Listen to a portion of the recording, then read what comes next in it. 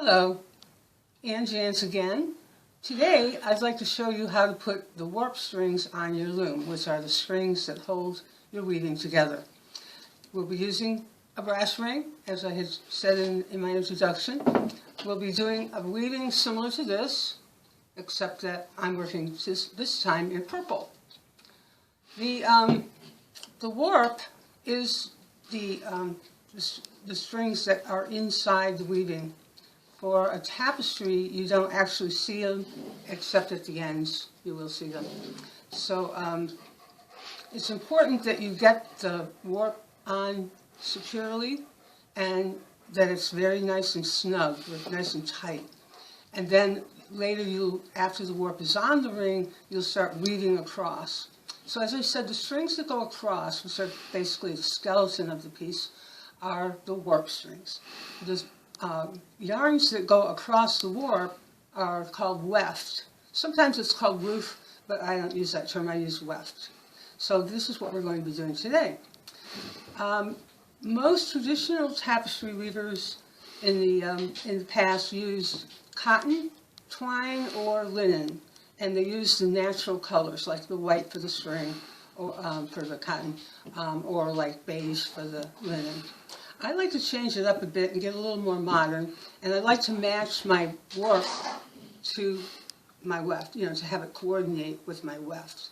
So the first thing you need to do in order to make that decision is choose what your actual design and your warp, or your weft, is going to be. So what you'll probably, if you're a weaver or a fiber person, you probably have yarn around the house already. You can choose from those yarns, and you can also go to your favorite craft store and get more. What I'd like to suggest and recommend for your first project is to choose a yarn that I like to call my anchor beauty. An ombre or a multicolored yarn like this one.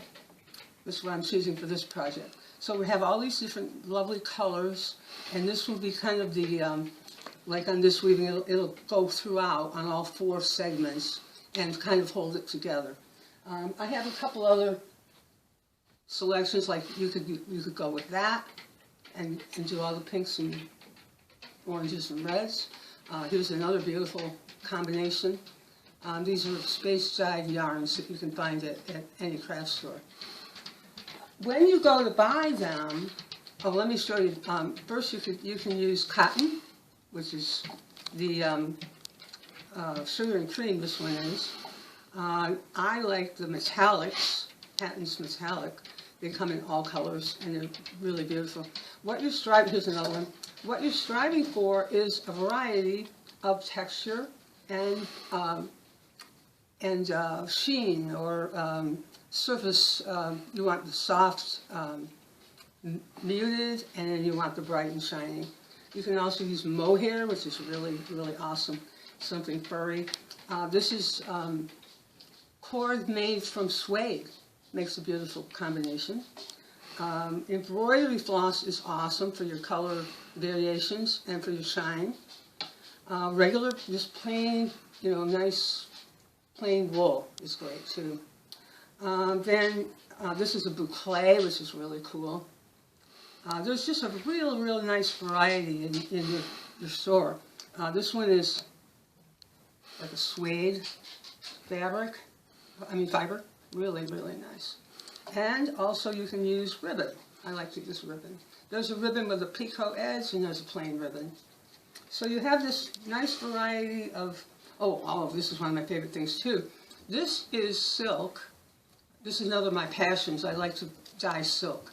So if you make a bunch of scarves or something in silk and you dye it yourself, you get all these nice color variations.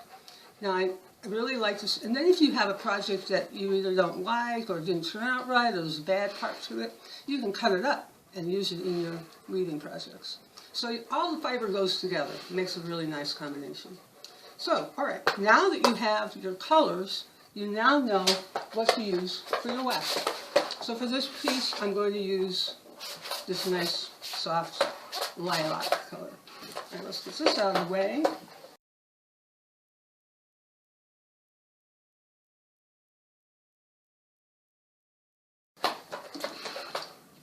And I can start to show you how to put your wefts or your warp on your ring.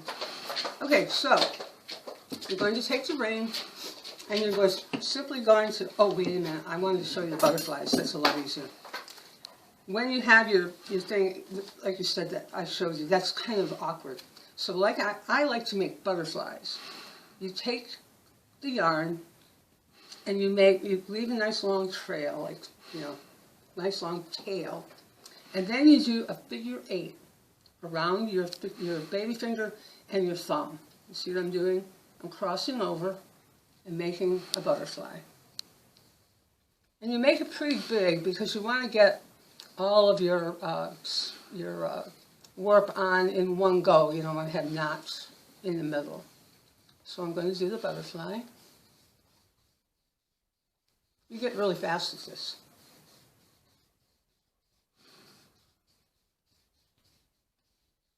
Okay, and then you're going to cut it, leave a nice long, and then you're going to wrap it around that center, that crossover part. Wrap it nice and firmly, and then when you get to the end, you bring the last part through in a loop or not, just pull it through, tie it tight, and there you are. You have your butterfly. You can do this with all your yarns. It makes them a lot easier to handle. Okay, let's get warping. You're going to tie the first knot.